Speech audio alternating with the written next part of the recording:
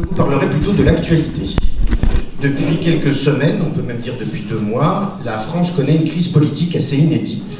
Sinon dans le fond, au moins dans la forme. Cette crise, je n'en parlerai pas là parce qu'il n'y a pas lieu de la commenter. On est dans une mairie et je tiens à ce que la municipalité reste à l'écart des soubresauts politiques des uns et des autres.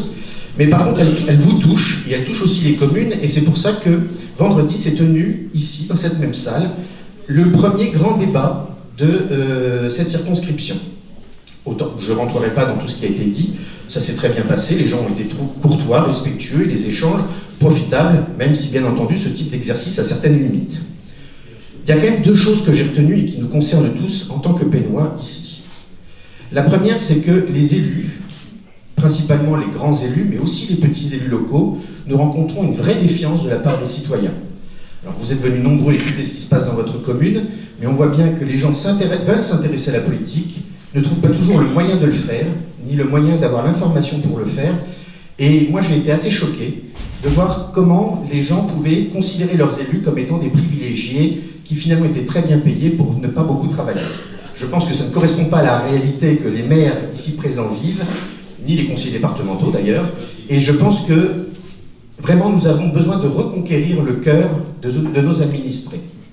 La deuxième chose, et là je pense que je vais faire plaisir à Gilbert, c'est le poids important et vraiment le dernier crédit qu'on accorde encore aux communes.